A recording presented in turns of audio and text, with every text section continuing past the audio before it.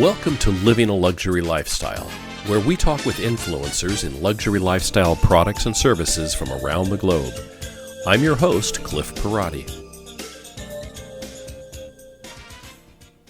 Welcome to this episode of Living a Luxury Life. I'm your host, Cliff Perotti. In this episode, we'll be speaking with Biekel. He's the Vice President of Buechel Stone, a supplier of natural stone products for luxury home building and landscaping, as well as high-end commercial properties. Biekel is the third generation in his family to run the business and takes pride in carrying on his grandfather's legacy. He is a hard worker, an involved community leader, a husband, and a father who emphasizes the importance of balance between work and family. Welcome to the show, Biekel. All right, welcome to the show, Biekel. Glad to be here, Cliff. Hi. So, Mike, as we've discussed, we like to do this like as if we're sitting around a kitchen table just chatting. Sure. And I want to start by focusing on you and your story, and then we'll talk about Buechel Stone, your company. All right. So, man, in looking at your background, your bio, your websites, your blogs, all the transparency that you offer the world, I think of you as the American story. You are the Midwest boy who's made good and taken over the family business. It's impressive. It's a wonderful story. And I'm going to ask you to share a little bit about your journey on becoming, ultimately to become the vice president of Buechel Stone. So give us a little background on your story. It is an interesting story, I guess. I go back to even when my grandparents started it. I can't give them enough foresight into seeing what it was they had. And, I wrote an article about it where I just called Betting the Farm, because it was kind of interesting how they had this fairly successful pig farm in Wisconsin, and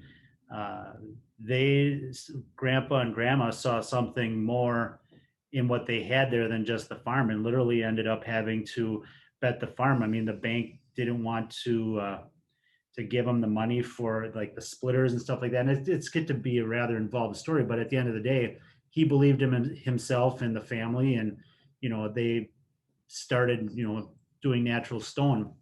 And then fast forward 10, 20 years or so from there, and my dad and his brothers took it over, and they did a great job. They really took a very regional business and made it selling throughout the United States into Canada, and made it into something much bigger than what it was originally. And so I guess for my part, like, I started when I was really young, like, I can't even remember how old I was, but I remember the first paying job I got here was working for grandpa. I would go out in the quarry, and he'd have crates, and I'd have to fill up these crates with stone, and he'd give me $5 a crate, for each crate that I brought down, and they had to be full, and it was a very like specific thing. And I'll never forget, there was one time where I had this big stone that I put on the top of the pallet, and I was so proud of this big stone that I put up there. And, grandpa was just kind of like, well, that one's pretty big, and I'm not going to get as much product out of that one. So, you can't keep putting big ones in there like that, or I can't keep paying you the $5. Like, okay. So I learned a lot from him that way. And then even like my dad and their brothers, it just, it was interesting. When I went to college, I knew that, I wanted to do something in the family business. I wasn't 100% sure. I knew I wanted to be involved in marketing, because I feel like marketing is kind of what sets you apart from everyone else. But then I got into ops management as well, and just really wanted to make a difference here. And, so I've been here ever since I was out of college. Worked in just about every aspect of the business, whether it be production, sales, management. And now in fact, it was one of the interesting things that I saw in your bio is that you have literally worked in every area of this company, from driving a truck to you'd had to dig stone. And I did it all at a fairly young age already, and I never it's just what I liked doing it. I just always liked being down here. I don't know what it was. There was just something about it. And I lived close, so that helped obviously. But even on weekends, we'd go down and we'd run around in the quarries and stuff. And it's just a good time. Um, now I'm part owner with my uncle Scott. He's been in it forever. Um, and we're just trying to take it to the next level and make it into something more than just stone. I mean, and that's kind of how the luxury line has gotten to be so popular for us, because I mean, there are literally 1,000 other stone companies in the United States alone, and then you throw on, there is a lot of imported stone that comes to the United States. And you know, we're not set up to be the cheap guys, and we don't want to be, because quite honestly, we want to make sure that at the end, um, the consumer, whoever it is, whether it be the contractor, architect, homeowner, that they get what they want, and they have so much fun, because the stone is probably one of the only things you're going to pick out on your home that, unless it burns down or something, is not going to change. I mean, it's, you can change siding, paint color, roofing, all that stuff. This is about as permanent as you get. Yeah. Now, and I'm going to come back and ask some questions about some of your product lines, because Sure. I think there's some, because in looking at some of the pictures that you guys have done, fantastic work. Where are you originally from? From Wisconsin. And it's kind of, that's one thing that I really give the guys a lot of credit for. I mean, we joke about it, but you don't really come to Wisconsin unless you have a reason to, because it's not a drive-through state, right? I mean, if you're in Illinois, you have to come up, or any of those other places. So for us, for shipping, we only can go like east and south, or west and south. We can't, we're not shipping across the Great Lakes, or up, either way you're hitting Great Lakes. But Yeah. so that's where it all started, was in Is the Wisconsin. town, I'm sorry, are you from Chilton? Is that the actual town? Yeah, it's a city. There's a couple cities in the area. There are about 3,000 people roughly, or population wise. Okay. Um, any kids, any siblings, or rather siblings in your family? Well, I have, for me, myself, I had one brother that he died a long time ago when I was in high school. He was a freshman. Mm-hmm. It was just it was a four-wheeler accident, I guess. These things happen. But that was my one full brother. And then my parents got divorced along the way. And I have two half brothers. Okay. One was he's just actually going to be leaving pretty soon to go to Alaska. He's in physician's assistant school. And then my other one, he works over at Kohler.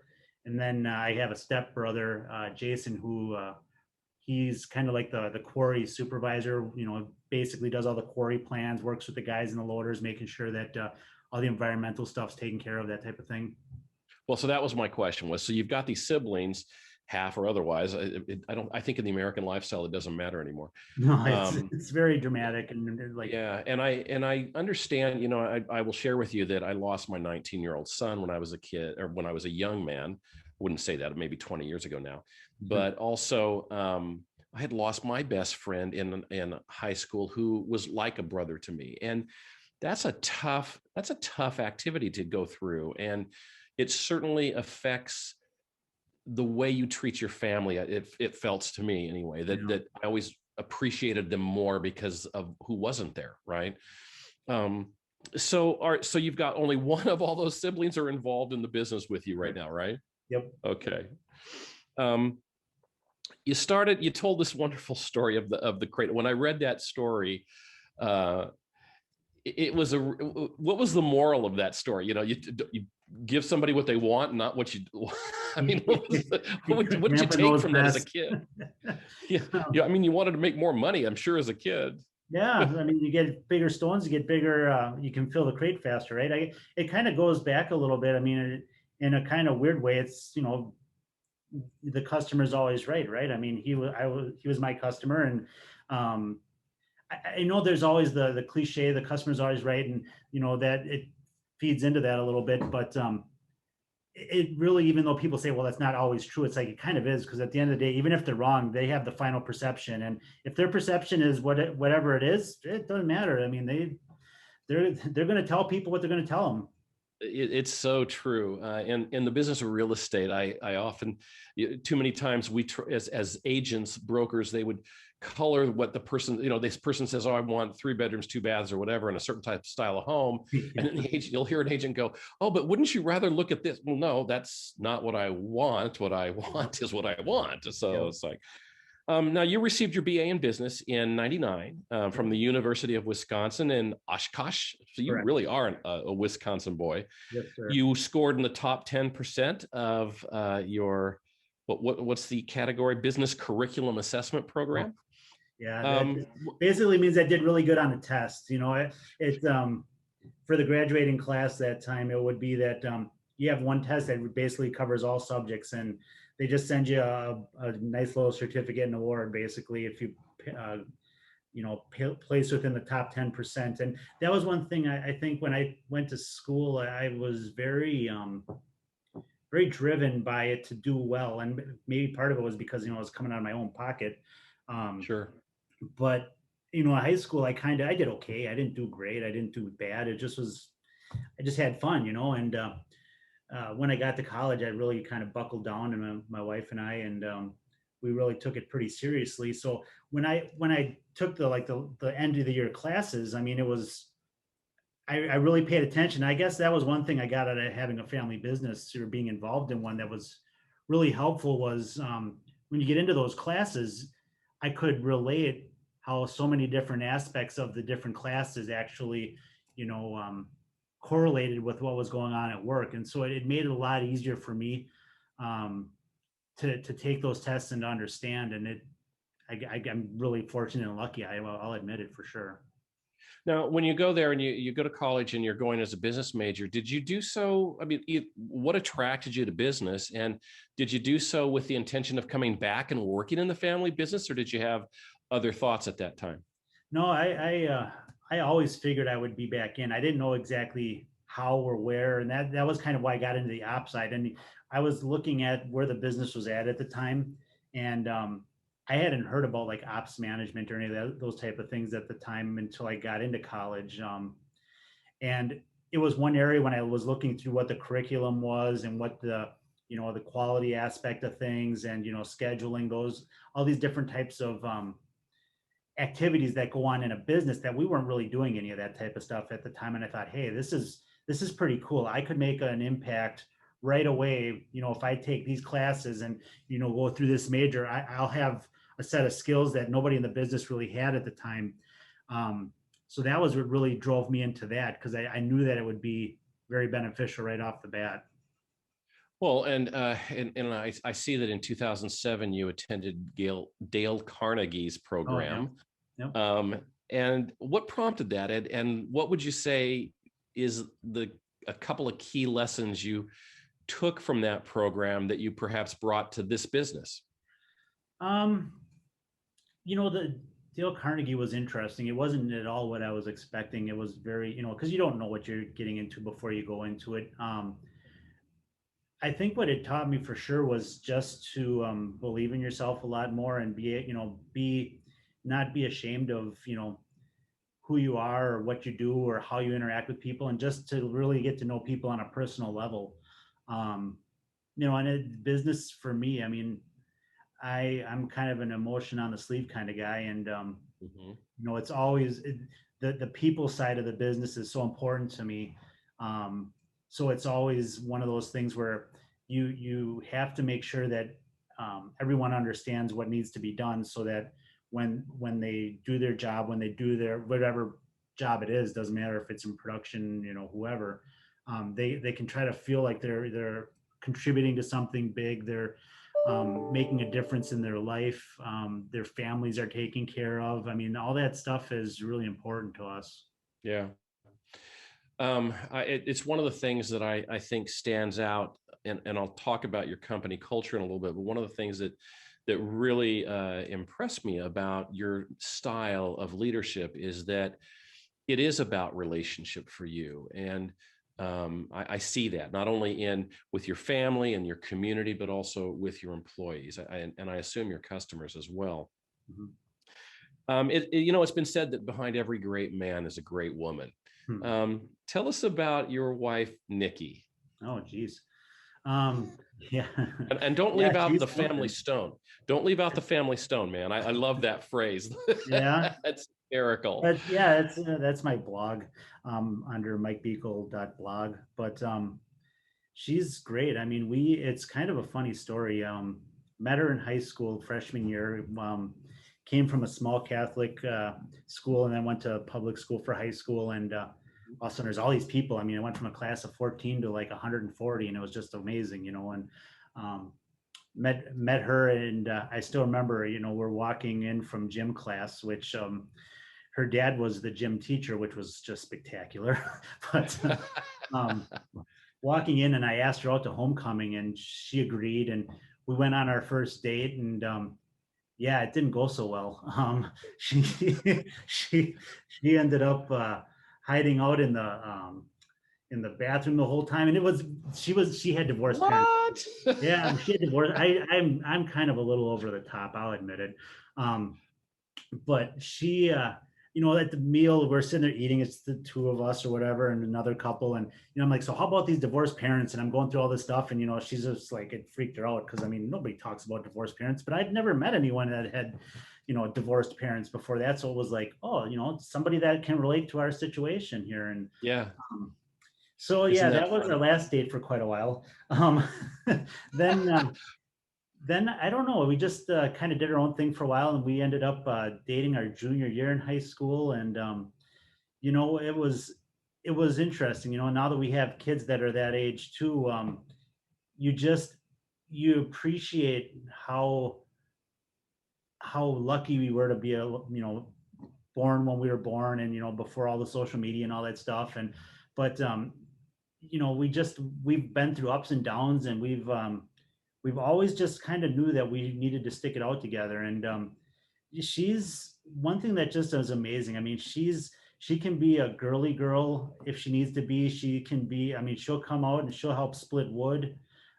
She'll go with the boys and, you know, shoot trap. I mean, she's just amazing that way, where you know, she's just like a really cool person. You know, she doesn't she's not fake. I guess there's nothing fake about her, you know. Yeah. Well, it sounds like she's added a lot of support to you over the years. Yeah, absolutely. So you've been a Cub master. Yeah. Let's see. I'm going down this list. Oh A yeah, Cub yeah. master for eight years, a Yep. school board president for 3 years, Yep. an assistant football coach for 3 years. Yep.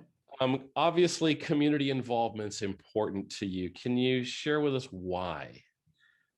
Um, well, there's a lot of reasons, obviously, but some of them it just came up because other people, you know, there were people that didn't want to do stuff. So it's like, well, somebody's got to take control of it. So you just jump in and help out. You know, that's kind of how the Cub Scout thing happened. I was never in Cub Scouts. I didn't know what to expect, but it was just something that, you know, it was, they needed help, and I was fine with doing it. I mean, it got to be a long endeavor when it was all said and done, but it was rewarding. I mean, all the boys in the groups, I mean, they were a lot of fun, learned a lot about myself, my kids.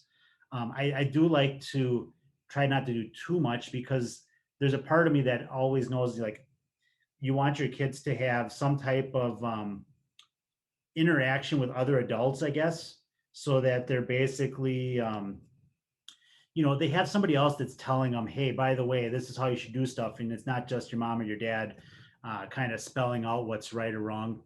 Um, but as far as the community, I mean, the community is really important. We don't live in a huge area. We live in an area that's called the Holy Land, and there's all these small towns in the area that are like Marytown, Johnsburg, you know, named after different saints, and they all have a church, and most of them have a bar or two or a restaurant, and you know, there are a couple hundred people that live in them. So you know, Mhm. there's a real community in the area. I mean, everyone kind of knows each other's business, and everybody likes helping each other out. I mean, again, we're just really lucky and fortunate to be where we are. Yeah. What are some of your favorite hobbies? Oh, geez, I don't have the time for any anymore. It's all these kids. It's crazy. Um, Isn't it? you know, and the one thing one of my weaknesses for sure is, you know, starting a project and not finishing it. I mean, getting it really close and then just not quite getting it over the line. My wife and I, and you know, the kids too, we do a lot of the landscaping in the yard. It's been a nonstop process since we built the house probably 15 years ago. Just as we had time and money and stuff like that, we would just add a retaining wall, or we would add last year, a year before, we added a pool. So now we're working on the stone on the patio that we started last year. My wife and I, we really like going to concerts and stuff. So the COVID's really kind of kicked us straight in the teeth. That scene's been really, unfortunately, downsized. Do you mentioned trap shooting. Do you do trap shooting still, or go hunting? It's funny. Again, I have kids, so now I do what they do. My two oldest boys, they love hunting. They love everything about it. I mean, whether it be even like they'll go out and they'll even try to find like geese and take pictures of them with their cameras, or they'll just go sit out in the woods. They love hunting. So by default, I became a hunter as well when they were young, of course, right? You can't let them go out there by themselves. Of course, So yeah. a lot of it, I kind of do what they need us to do. I mean, if it means, they play baseball, football, we got to go to a lot of those type of events. And I'm a pretty low maintenance guy. I mean, I don't have a lot of, real serious hobbies right now. We started our maple syrup boiling. So that's, Wait, is this maple syrup boiling? Is this something you do every year? We've done it a couple years now. This we started maybe 3 years ago, and it's kind of fun. You just sit outside. I mean, it sounds ridiculous, right? I mean, you just sit. I mean, you have to take like a bazillion gallons of sap to make just these 10 quarts or whatever it is you have, but it's kind of nice. You're outside. It's spring, so you can kind of be out there, and you got the fire going, so it's warm around you. And we just have fun with it. I mean, it's just something we all can kind of do. I mean, the younger kids, they'll help like pull the sap off the bags and dump them into the big totes and stuff. And I mean, we're, like I said, we're kind of in the middle of nowhere. So your options for entertainment are a little bit lower than if you're in a metropolitan area. Sure. So now you're, in the luxury business and the luxury industry as a whole, transparency and, well, I will say the transparency, relationship, and story of whether it's your story, your brand story, and then relationship not only within your company, but with your consumer, and transparency, because obviously people want to make sure that they're not buying from a brand that's having 10-year-old kids make their purses or whatever, right? Now you are very transparent with, it looks like your employees, you have your family blog. I mean, anybody wants to find anything out about you, they can do so. Tell us more about why do you do that? Why do you have such a great tendency towards telling your everyday simple story that is, by virtue of the fact that you're telling it, people realize, wow, this is really a great story. Mm-hmm. I kind of decided to, just because I guess I don't have anything that I'm ashamed of or afraid of, like I said, our family, you always have issues with one thing or the other, but you're really you want people to know what makes your company, your business, your relationship different. I mean, I've heard stories all the time about all these different places where they treat their employees one way or the other, their customers one way or the other, their vendors or whoever. And I guess I want people to know that's not us. I mean, because again, it kind of goes back to, you're selling, more than just people in our industry love to call it a commodity item, and it's just like, it's not. I mean, if that's the case, then you don't have all the marketing support, the sales support. I mean, you're just buying 2x4s and OSB. But I kind of, like you said, I mean, when you get into that higher end, if I could afford it, and I mean, I see the projects we work on, they're just amazing. But I would want to make sure that I was buying something that made me feel like, okay, I'm not going to have to worry about this decision. If anything goes wrong, they'll help us out. If there's a problem, they're going to take care of it. and that it's good ethical people. I mean, we pay our people well. We give out profit bonuses at the end of the year, and those type of things just aren't as common. And honestly, when I first started out, I didn't think it was that big a deal. And then you start hearing from all these other people about all these other things, and it's just like, wow, you don't realize how different, I guess, we are. I mean, there's just not a lot of businesses that interact with their employees and their customers and that type of thing and try to be as transparent as possible. And it's just, I guess, if you don't have that, what do you have, right? I mean, you're just selling Yeah. a phone. I mean, Yeah, and I think in just talking to many, many leaders over the years and interacting with a lot of different luxury brands, um, I will tell you that the really successful companies do treat their employees with a different hand. You know what I mean? They're not just using them and abusing them, so to speak. They really do understand that that's the connection to the consumer, whether it's in installing a product or making a product or talking about a product or the company. That's the connection. Um, so what would you consider your greatest challenge and successes so far in your life? challenges, huh? Well, yeah, I've been in this business. I mean, I'm 45, but I've been in it forever.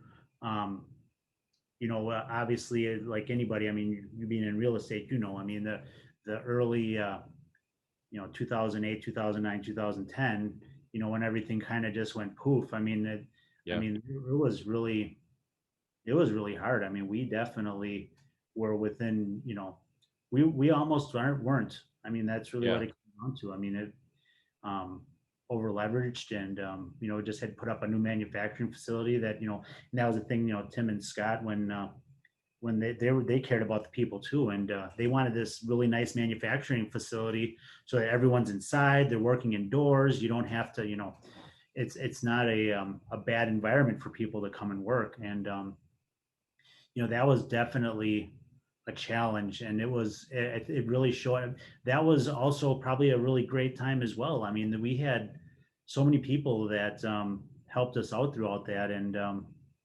it meant a lot. Yeah. Doesn't always go forward that way. I mean, but at the time it was great. I mean, Yeah. it helped us out. Um, I would say the biggest things that we're real proud of, I guess, is just we have a really great leadership team that we're all very hungry to be better. I mean, we want to have the best for our employees. We want to have a company that's a great culture, that it's a great place to work. We're not afraid of taking some chances. Acquiring a place in North Carolina and a place in Kansas, just to kind of broaden our product offering. And then we've started these design centers that we've been putting up, and it really comes down to, we want to make sure that at the end of the day, somebody's going to walk away from working with somebody at Buechel Stone and just be like, wow, that was amazing. I would go there in a heartbeat, and I'd tell everybody about it. And that's really what's pushed us to be where we are. Good. Now, what does the term luxury mean to you? I mean, we're here on living a luxury lifestyle video podcast. What does that term mean to you, luxury? um, I'm a very big fan of the idea that luxury isn't a product. It's really more of what exactly it is and how you're presenting it and handing it to the end user. Um, it can be simple stuff. I mean, just how you supply your samples, how how you interact with people, and you make sure that they stay at the utmost. They stay in front of everything. So I used an example once. The difference between like a Steinway piano and a Casio piano. I mean, they both play music, but when you have the Steinway, you're buying something that you want as like a showpiece, and it's kind of a reflection of who you are. And that's kind of how I look at it with us. I mean, anybody can go out and buy stone. It can be fake stone, natural stone, whatever. But I want them to look at us and be like, I got Biekel stone. I got something that's one step up from everything else. Good. Yeah, I've often said luxury is not about a price point. It's about a state of mind and a quality of life. Mm-hmm. So Well, thank you for sharing some of your personal insights. Let's move on to talking about Buechel Stone a little bit, okay? The Sure. company. Yeah. So your grandparents in 64, uh, they take a 125 acre, is it a pig farm at that Yeah. time? Correct.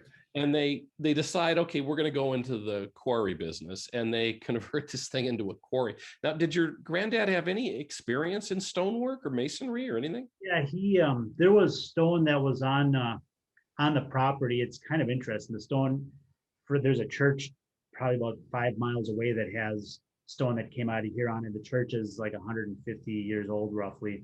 And so there was always stone. And one thing that a lot of people when they come to our quarries are kind of surprised at is it's very low. It's not like it's up in a mountain or up on a hill or a plateau or something like that. It's just kind of a flat area, and you're basically where this Niagara Escarpment came through. It was popped out of the ground for probably 10 feet or so. Um, so the stone was always there, and he had been working. He had been working for another stone company that would take royalties off of his property, basically, and they would come in, they'd take some stone, he'd help them quarry it or whatever, and then he would, just go back to pig farming after that. And he had cows as well, but he just there was a local landscaper that called him up and just said, "Hey, can I buy a stone from you?" And he's like, "Yeah, I guess," or whatever. And him and Ma talked about it, and they got the guys some stone, and they just made a go of it. I mean, back then they had axles off of old, I don't remember if it's Model T Fords or which model they were, but they get the axle and they took and they sharpened the end on one side, and that's what they used for their pry bars to get in there. And Oh, it was really wow. all hand work. I mean, back then when he would cut stone, he had just a skill saw with a carborundum blade, and that's how he did it. Wow. Yeah. Wow. Um, okay, so today, fast forward today, what exactly does Buechler Stone do? Well, we make dreams, right? I mean, um, I love it. We yeah, fulfill dreams. We yeah, create vision. yeah. In the most basic form, we're taking stone out of the ground. It's all natural, and then we're running it through several different processes to get it to the different specifications of our different products, our different blends. But so we'll do like a full bed stone, which is basically stacked on top of each other, kind of like brick and mortared in. A thin veneer, which is it's almost like stucco, and you lather the stone up, and you're sticking it on the wall. Landscaping stone for like patios, retaining walls, and then cut stone, which is it's cut to size stuff. So basically, if you have a fireplace and you want to do an arch around it, or windows with sills and a wash, we'll cut all those right down to specification sizes. And then every project is unique. You're cutting something different every time. It's you're doing the CAD drawings on it, and getting the approvals and making what the customer needs. How was that stone cut? Because I'm thinking, what I'm thinking of right now is like, you think of the gray stone house in Chicago, Sure. right, or any major city in the Midwest, and there's everything from stone arches to entryways to lintels. I mean, there's a lot of stone in some of these houses. Yeah. How do you cut all that? Do you have machines that do it with laser? Is it some guy with a hand? I mean, how do It's you do it? I'm envisioning Michelangelo and he's there doing his thing. How does it happen? Yeah, we've done a lot to try to minimize the amount of labor, just because again, we're not exactly centrally located. I mean, we have to draw from a pretty far range of people for employment. But the basic premise is you go in with a large like front end loader, like a Volvo or a Cat, to pull the stone out. They'll do a slight charge to just basically, I mean, the one thing like about dimensional stone versus say aggregate, it's a much slower process. I mean, our original land here, we haven't even barely scratched. I mean, you just don't take out that much stone at a time. So you just go in there, you try and take these sheets out, and then there's these really large, for lack of a better term, hydraulic presses where you put your stone in there and it just like chops it and breaks it into pieces anywhere from like say 5 foot down to 2 feet or 18 inches. And the splitter operators, they really have to have a pretty good eye at what they're doing, because they're taking these really large sheets and they're trying to make it into something, that they can the best with the stone that they're given. And Right. it's not just like a steel press or something like that, or a brake, or where it's just pounding out the same thing. They have to move the stone around, look at it, shape it, do all these different things. So it's a lot of handwork. The thin veneer, that is run through with diamond saws, where there's you basically have some water on there to keep the water or the dust down, and keep the blades cool. But you're just running the stone through with a diamond saw, and then that's what cuts the face of the stone off. For the really intricate stuff like you're talking about, I mean, we're pretty lucky. I mean, the technology's come a long ways in the last 20 years, where you can do a lot more cam with that, or where you basically can just upload a lot of information in there as far as your shapes and your cuts, and kind of make it to whatever you need. Even intricate work where it's got carvings and stuff like that. A lot of the saws can do a lot of that type of work as well, but it still takes people to make all of the drawings and everything work out in the end. A lot of diamonds, a lot of water, a lot of lot of Yeah, lot a of lot of work. yeah. Yeah, at the end of the day. So who do you think in the luxury community, who do you serve? And what geography? Are you selling all over the world, or where are you really, who's your customer, and where are you really sending stuff to? Yeah, it's pretty much the whole United States and Canada. Canada's been pretty decent the last couple of years as well, but we're pretty broad that way. I mean, we kind of look at it as we're going to make sure whoever's buying the stone, we're going to let them help us decide what the best experience is in a lot of cases. It's not always about the price for people. Sometimes they just want to make sure that it's taken care of. So if somebody we're selling someone direct, like a homeowner or a contractor, we'll work through a dealer as well, where it's basically, we want to make sure that someone's not just taking an order for that customer, that they're given that great experience, whether it be that we get them into our design centers, or, the contractor just, he just basically, knows that we're going to take care of him. And if that means, a dealer, then they buy it through the dealer. If they means buying it direct from us, they'll buy it direct from us. And we let them make the decision in a lot of those cases, because that's really our goal, is to make sure they get the right experience. Because I mean, even when we sell contractors and architects or homeowners, I mean, we're still not the cheapest, even if you're direct. So Right. Now, you've credited a lot of your success with this company to your business model. What do you mean by that? What's your business model, or what's different about your business model than another stone fabricator or provider? well, I mean, it kind of goes back to making sure that the customer gets exactly what they need, how they want it, when they want it, and doing whatever we can to make sure that's taken care of. It's not unusual in this industry for people that sell like on the very low end or very cheaply, to just send something out, and if somebody's got a problem with it, it's like, well, what did you expect? It's cheap, so that's what you get. On where we will go above and beyond, and we basically live by our motto of being the best experience guaranteed, and there's a lot that we do to make sure that that happens. Even as simple as we came out with a 100-year warranty. The thing that we were looking at was we were doing a lot of these things that we were talking about in a warranty beforehand, but it was all kind of behind the scenes when somebody would have an issue. And it's just like, we might as well make it official, because we're already doing the work, and people might as well know that, we're a little different. We're going to make sure that, your project is taken care of, and we're not just going to, sell you something and run away. Mhm. So that's kind of how I see it, as being different. That's a big warranty. Oh, Lord. Um, there's a quote on your LinkedIn profile that I want to share with you. It says, "Every decision made through the course of a day, week, or month has long-lasting impacts on our employees and our customers." What do you mean by that? Yeah. It, I always look at it, say, like it being a family business. Um, we're, number one, obviously, and Tim and Sky used to say this all the time too. That our name's on the door. There's no hiding who we are.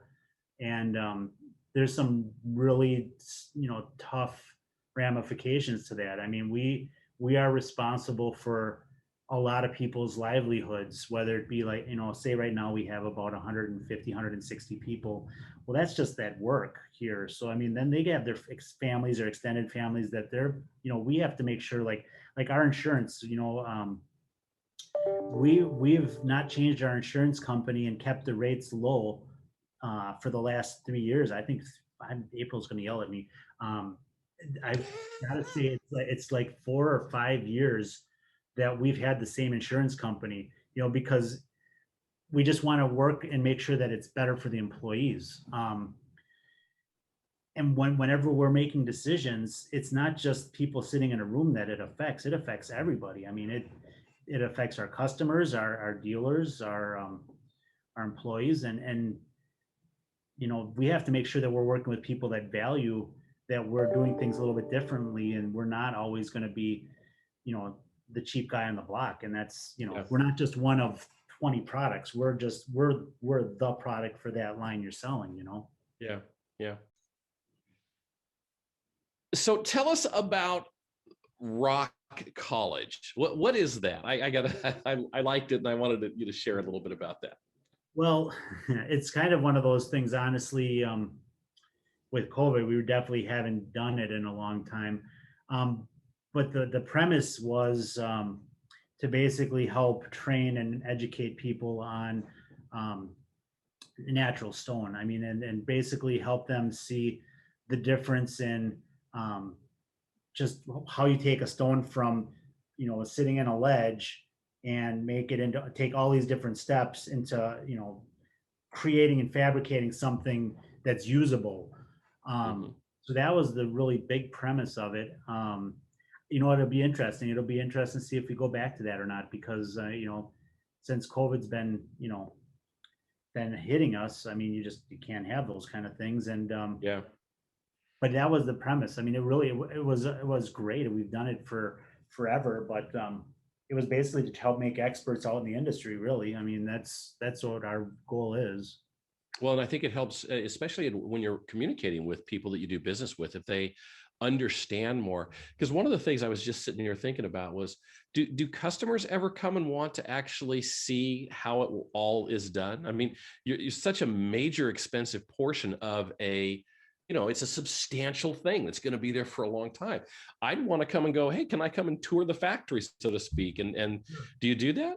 Yeah, you know, it does happen. I mean, you'd be surprised how little it happens, just because, again, like I said, you're putting it on your home. I mean, it's permanent. And Yeah. um, you know, we had the last one that came in, that was a really big one. We just had a project out in the Rocky Mountains, and all it was that cut stone that they're buying for us. I mean, they're doing all these window surrounds on the house, and you know, it was a very substantial project as far as size. And you know, they flew out to the airport about an hour away and picked them up and showed them through the shops and stuff. And because they just wanted, the husband and wife wanted to see the stone, they wanted to see what they were getting, Yeah. understand the process. And so, yeah, I mean, that does happen.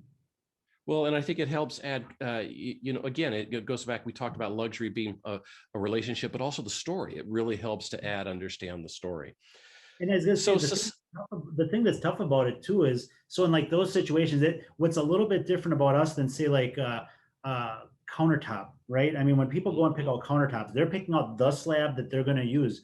When our type of industry, you're talking about volume. There's a lot of stone that you're going to be getting. So when you see a sample, it's never going to be the sample that you're going to get. So there's always a little bit of angst, I guess is the best way to put it for people, because you know, you're talking about a big area and you can't really see it till it's up and in. yeah. And where does your stone come from? Oh, we get it all over the United States. Our main quarries obviously are in Wisconsin, North Carolina, and Kansas. But one thing that's really cool about natural stone is you can probably go just about anywhere in the world, and the stone's different everywhere. I mean, whether it be like the people that are getting granites and marbles for their countertops, or our type of dimensional stone. Um, it's amazing. So that's why, like, we'll get stone out of the East Coast, the West Coast, down south out of Texas. I mean, it's just because everybody's stone's a little bit different and it has different characteristics or properties. And I that's had an opportunity. I was selling a villa in Italy, and I went there for some photography work and got to stay there, which was fabulous. But in the distance of this valley in the Tuscany region, there's this huge mountain and this couple of mountain ranges, and the stone that was there, they would tell us that that's where Italian marble comes from their area, right? And it's like, wow, you have a very big supply of that stuff. they've been Do you using ever it worry about forever. it? Do you ever worry about supply in terms of, because nobody's making what your product is Yeah, anymore? I Do you know know what I we mean? haven't figured that part out yet. That's for sure. Yeah. It is one of those things because you have to be cognizant of it. I mean, we've had different products within the quarries where we've ended up, discontinuing because of, changing in color, texture, something like that throughout the years. Um, but overall, I mean, like I said, our process, it's so slow compared to aggregate. I mean, the quarry that we have right behind the office in Chilton is the original land. It's about 120 acres, give or take. And it we have barely even touched the surface of that. And we can go down probably, I mean, we've done core tests, but another 20 feet or so at least. And Hmm. I mean, obviously that you want to be cognizant of it. You don't want to just take and, use it up. I mean, we try to yield as best as we can out of the process, but there's a lot of years of stone. And, if at some point you have something that you can't use anymore, I mean, you reclaim the land and, you just go to the next thing. I mean, Move on. Yeah. One of the trends that's happening right now in luxury providers and luxury manufacturers is the idea of sustainability. You mentioned sustainability as an important concept on your website, and I would wondering if you could touch on that issue for us.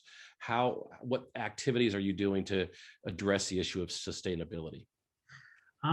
well, there's a couple things. I mean, and sustainability, I mean, is one of those areas that we were doing a lot of this stuff beforehand. So it was kind of like we were doing a lot of the good things before. But it, when you look at sustainability, you want to make sure that, like I said, you're not wasting.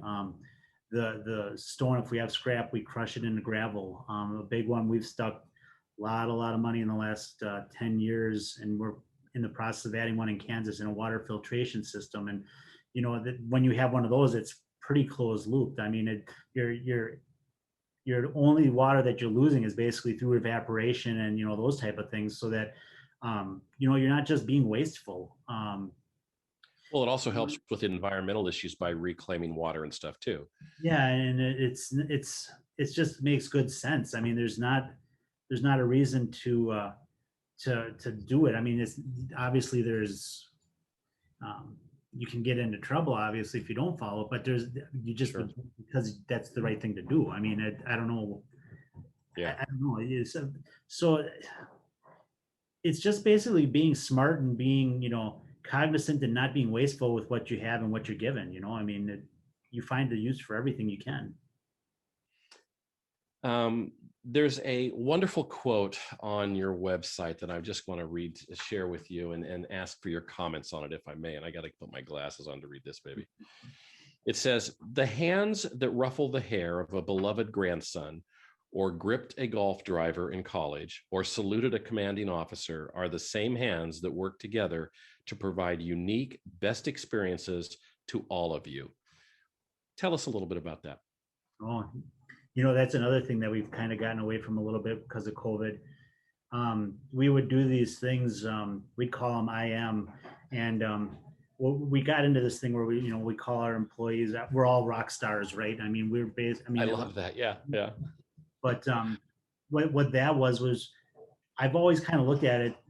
People you're working with, they're more than just an employee. I mean, they have a story outside of work.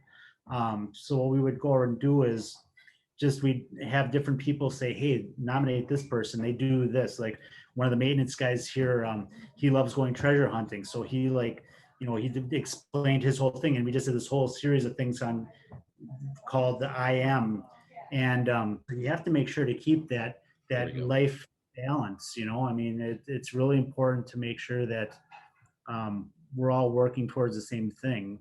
Yeah. Um, you have a concept in your firm called Extreme Anniversary Program. What is that? That we're actually coming up on the first 5-year flip of that, where